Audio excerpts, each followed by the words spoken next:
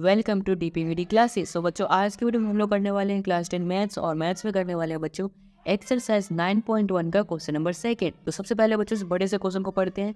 A tree breaks due to storm and broken part bends so that the top of the tree touches the ground making an angle of 30 degree with it.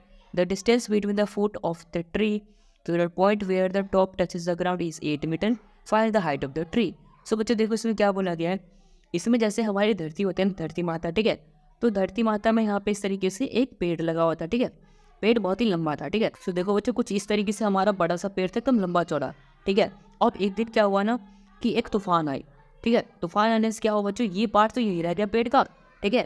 और जो बाकी ऊपर वाला part था ना, तूफान का इस तरीके से टूट गया और टूट के इस तरीके से धरती पे गिर गया, ठीक है बच्चों। अब ये धरती पे गिर गया ये वाला पार्ट, तो यहाँ पर देखा जाए तो ये पार्ट तो हमारा रह गया खड़ा, यहाँ से टूट के गिर गया धरती पे। तो ये कहीं ना कहीं इस तरीके से हमारा एक ट्रायंगल बन रहा है ना बच्चों। तो अब इसी के ऊपर हमें बुक वालों ने क्वेश्चन दे दिया, तो चलो कर लेते हैं सॉल्व। सो देखो बच्चों इस तरीके से ये हमारा एक लंबा सा पेड़ था जो मैंने अभी आपको दिखाया था, ठीक है, जो कि बीच से टूट गया था और ऐसे ग्राउंड पे गिर गया। तो यहाँ पर गिरने के बाद यहाँ पे 30 डिग्री एंगल बन रहा था, ठीक है। सो मैं इसका नाम भी लिख लेता हूँ, जैसे कि इसका नाम ले लेता हूँ यहाँ पर ए, जो हमारा पहले ऊपर का पॉइंट था, ठीक है। ये पॉइंट सी जहाँ से पेड़ टूट गया, ये पॉइंट को मैं बी ले लेता हूँ, ऐसे ए बी सी। और ये जो हमारा नया पॉइंट बना पेड़ टूटने के बाद, ये बन गया हमारा डी, ठीक है बच्चों। तो अब सबसे पहले हम क्या लिखेंगे सॉल्यूशन में लिखेंगे बच्चों ए बी इज ट्री। ये हमारा ए बी जो है ना, ए से बी तक ये पूरा हमारा लंबा बड़ा सा ट्री है, ठीक है, जो कि टूट जाता है। ब्रेक्स एट सी, जो कि सी से टूट जाता है, ठीक है। एंड टचेस, और टच करता है, क्या टच करता है, and touches ground eight D, and touches ground eight D, और डी पॉइंट पे वो ग्राउंड को टच करता है, ठीक है बच्चों। अब हमें फाइंड क्या करना है, हमें फाइंड करना है the height of the tree. अब ये ट्री कितना लंबा था देखो, तो पेड़ यहाँ पे और यहाँ पे यही तो है ना, यही पेड़ तो ऐसे मुड़ गया ना यहाँ से। तो ये और ये अगर हम निकाल लेंगे तो हमारा पूरा पेड़ मिल जाएगा, है ना।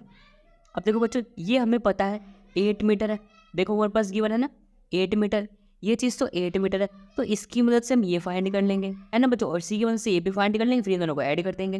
तो अब देखो ये हमारा थीटा है, थीटा के सामने वाला परपेंडिकुलर होता है और ये हमारा बेस होता है। तो यहाँ पर देखो base upon perpendicular, base upon perpendicular क्या होता है बच्चों, कैसे फाइंड करेंगे, देखो हमारा फॉर्मूला क्या होता है, पंडित बद्री प्रसाद हर हर बोले, ये होता है बच्चों। यहाँ पे साइन कॉस टेन होता है, ठीक है। अब बच्चों यहाँ पर देखो हम क्या यूज़ कर सकते हैं, बेस अपॉन परपेंडिकुलर यूज कर सकते हैं, या फिर परपेंडिकुलर अपॉन बेस भी यूज़ कर सकते हैं। तो परपेंडिकुलर अपॉन बेस क्या होता है, हमारा 10 होता है, और 30 डिग्री तो हमारा क्या यूज हो जाएगा, 10 30 हो जाएगा। सो में अब क्या लिख देंगे बच्चों, 10 30 डिग्री इक्वल टू, अब 10 30 डिग्री किसके बराबर होगा, ये चीज़ जो हमारा बी डी है, और इधर क्या बी सी। सो हम क्या लिख देंगे, बी सी अपॉन में बी डी, ठीक है बच्चों। 10 30 की वैल्यू क्या होती है, देखो हमारे टेबल में जो हमारा 10 है और 30 होते हैं कितना, 1 अपॉन में √3। तो हमें क्या लिख देंगे, 1 अपॉन में √3 बराबर में बी सी अपॉन में बी डी, ठीक है। सो बी सी की जगह पे बी सी लिख देंगे, और बी डी क्या हमारा बच्चों 8 मीटर, तो यहाँ पर आ जाएगा 8, ठीक है। अब यहाँ से हमारी बी सी की वैल्यू क्या आ जाएगी बच्चों, देखो बी सी बराबर आ जाएगा 8 इंटू 1 क्या हो जाएगा, 8 ही आ जाएगा, ठीक है। सो 8 और बी सी इंटू √3 क्या हो जाएगा, √3। यानी कि बच्चों हमारे यहाँ पे √3 इंटू बी सी है, ये क्या है बच्चों, √3 इंटू में बी सी बराबर में 8। तो यहाँ से हमारी बी सी की वैल्यू क्या आ जाएगी, देखो यहाँ पर क्या मल्टीप्लाई इस तरह के डिवाइड हो जाएगा। सो 8 अपॉन में √3 आ गया, यानी कि बी सी की वैल्यू हमारी कितनी आ गई बच्चों, 8 अपॉन में √3, ठीक है बच्चों। आई होप आपको समझ में आया होगा कि हमारी बी सी की वैल्यू कितनी आई है। अब यहाँ पे सी डी भी फाइंड कर लेंगे। सो यहाँ पर ये हाइपोटेनस है, ये हमारा बेस है। सो देखो हाइपोटेनस और बेस किस में यूज आता है, कॉस में यूज आता है, ठीक है। तो हम कॉस यूज़ कर सकते हैं, है ना बच्चों। सो हम यहाँ पे क्या यूज़ कर लेंगे, कॉस 30 डिग्री, ठीक है, क्योंकि बेस अपॉन हाइपोटेनस कॉस होता है और 30 डिग्री भी है। तो हम यहाँ पे क्या यूज़ कर लेंगे बच्चों, कॉस 30 डिग्री। वो क्या हो जाएगा बच्चों, कॉस 30 डिग्री हमारा यहाँ पे बी डी अपॉन में सी डी हो जाएगा। देखो बी डी अपॉन में सी डी, यानी कि बेस अपॉन में हाइपोटेनस, ठीक है। सो कॉस 30 कितना होता है बच्चों, अगर हम टेबल में देखें तो कॉस 30 डिग्री होता है हमारा √3/2, ठीक है। सो यहाँ पर क्या आ जाएगा, cos 30 degree √3/2 equal to B D. B D बच्चों देखो कितना है, 8 मीटर, और सी डी हमें फाइंड करना, तो सी डी लिख लेंगे। अब क्रॉस मल्टीप्लाई कर देंगे, सो सी डी इंटू में क्या आ जाएगा, सी डी इंटू में √3 आ गया, इक्वल टू में 8 2 16। सो यहाँ से बच्चों सी डी की वैल्यू अगर हम फाइंड करें तो कितना आएगा, देखो सी डी इक्वल टू हो जाएगा यहाँ पे √3 मल्टीप्लाई में इस तरह के डिवाइड में, सो 16 अपॉन में आ गया √3। ठीक है बच्चों, यानी कि हमारा बी सी आ गया 8/√3 और सी डी आ गया 16/√3। अब बच्चों देखो, पेड़ हमें पूरा बताना पड़ेगा, यानी कि पेड़ को खड़ा करना पड़ेगा, तो हमें ये पार्ट और ये पार्ट को ऐड कर देंगे, है ना। तो हम बच्चों यहाँ पे क्या लिखते हैं, देखो, total height of the tree, total height of the tree, total height क्या होता है बच्चों ट्री का, दोनों को ऐड कर देंगे। सो यहाँ पर क्या लिखेंगे, बी सी प्लस में सी डी, ठीक है। बी सी की वैल्यू क्या है बच्चों 8/√3, ठीक है, और सी डी की वैल्यू क्या है 16/√3, दोनों को ऐड करेंगे बच्चों।